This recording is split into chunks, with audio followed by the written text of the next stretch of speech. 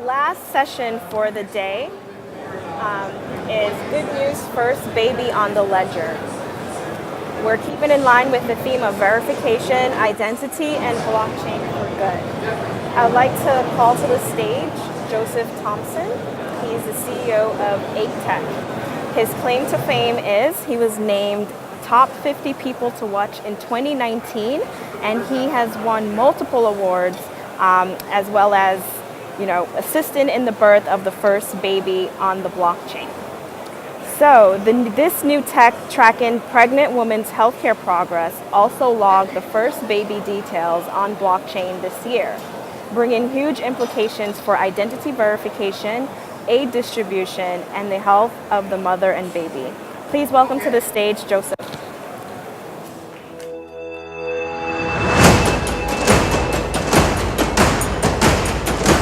Hello everybody. So my name is Joseph Thompson. I'm the CEO of ATech.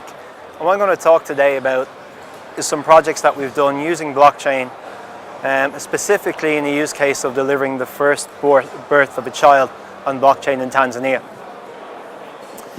So essentially what ATech does is ATech built its platform around one common goal: digital identity. By giving people access to a digital identity, they can access health, aid, welfare, remittances and donations. And what you see behind me here are the United Nations Sustainable Development Goals. 17 targets, over 190 countries signed up, that are trying to solve the world's biggest problems between now and 2030. And what we're going to talk about is how we've actually used the technology, how it's been rolled out, and give you we actually have some data sets and some data results. So if we look at SDG target 16.9, is to give everybody a legal identity by 2030. Currently that's 1.1 billion people lack a legal identity. Now if you don't have an identity, you can't get banking services, health, welfare, remittances, donations. You're absolutely excluded from everything. And our view was, blockchain is not the game changer. Blockchain is the gateway to transparent data, and the game changer is going to be around AI and machine learning and what clean data actually means for governments and end users. So our tagline is empowering true transparency. So when we look at fintech, reg tech, legal tech, the only industry in the world that doesn't have transparency. So we created a company that's built around transparency. And some of the use cases you see behind me in terms of donations, remittances, aid, are projects that we've rolled out. Donations is being used by the Red Cross in the US and in Europe. We brought remittances in Serbia. We brought the cost of remittances down from 7% to below 3%. We've done welfare. We're the first company in the world to deliver international aid on blockchain. The women, the nurses would take data from the women, they put it on paper, it would be sent 5 hours away and it would come back weeks later. So the progress of a woman giving birth and through her pregnancy changes rapidly. Her tests for her bloods, urines, the medicine that she needs, and so on. So if this data was out of sync, it was kept away for weeks and then it would come back. So there was no really transparent tracking for these women.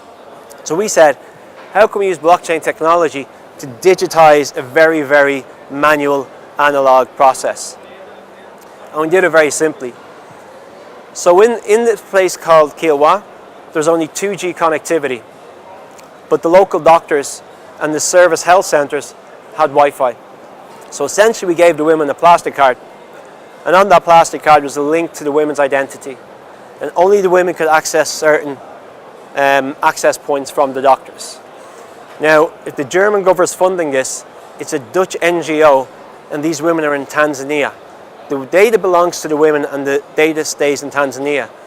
What we use blockchain for is to actually validate a transaction happened. And I can show you some of the data points.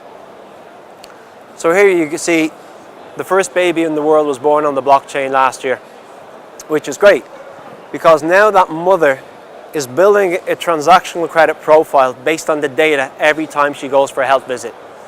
Now what happens when the child is born? That child's data belongs to the mother, not me, not ATech, not the government, not the funder. So if these women are financially excluded from social services, health, education, you think about it, what does that mean in the future? From that very first day that child is born, They're building a credit profile based on their own transactions. And the benefits for that, if we think in monetary purposes, are the donor knows where the money is going, the doctor cannot give fraudulent transactions, the doctor cannot give out fake medicine or even say they gave out a visit to the woman when it never happened. So by doing this was groundbreaking.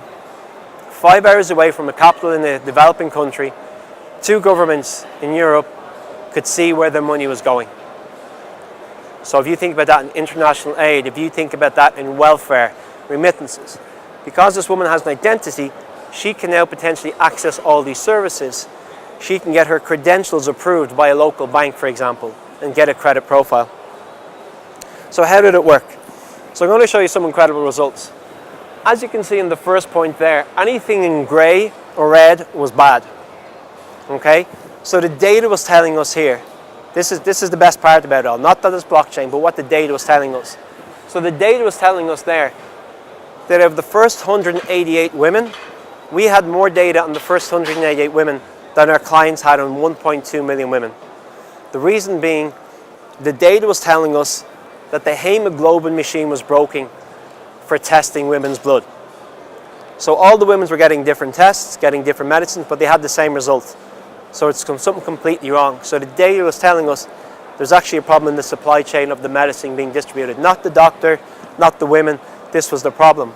So when we analyzed the data, we said the knock-on effect this is going to have for 1.2 million women, the knock-on effect this is going to have for the governments funding this is absolutely huge. So when they were able to actually track the medicine and track the machinery, they could say, okay, we've pinpointed the problem here. The data in is good, the data out is actually bad. But the blockchain acted as a transparency gateway, which allowed for clean data.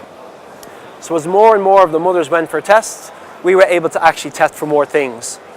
Test for the supply chain, test for medicine, test for certain tests. So by the end of it, we were putting a lot more tests. So by one mother across 7 visits, we got it correct, that we could roll out to potentially another 1.2 million women, which is incredible. We never knew who the women were. We were just saw that it was a confirmation of a transaction on the blockchain. The donor could see the women were getting the right medicine, so it actually helped them to resource manage how they spend the money. And there was no fraud in between the doctors or fraud potentially in the supply chain. So that is quite game-changing there. Now, if we look at that, say, for health, we looked at that across remittances, we looked at that across welfare, it's the exact same problem. The lack of identity means there's no transparency. If you build a sovereign identity where the person, the man or woman, can receive these benefits, they actually own the data. So in the future, that can be game-changing. Let's go through some of the parts here. ANC was antenatal care. Okay? So they got a text message to their 2G phone, gave them an alert to say, your health visit is due in the next few days, don't forget to take this medicine, and so on. Then you gave birth, and that's where we're able to track how well the women had received medicine to that moment, and then when the child was born. And then PNC is the postnatal care. Now, we had an incentive for these women to go for their visits. It was umbrellas. And so we asked the organisation, why are you giving out umbrellas? And they said, well, the women have to walk very far and it's very hot.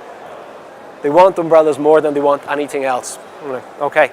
So there was an incentive for the women to actually go for these visits to make sure that the right medicine, but the cost savings were huge. We saved about 600% in cost savings because we know where the money was going. And some of the tests that we could do, and during the visits, the tests, the actual drugs, folic acid, ferocious sulfate, we could actually make sure if women got these or not. Another incredible thing happened on one Friday afternoon.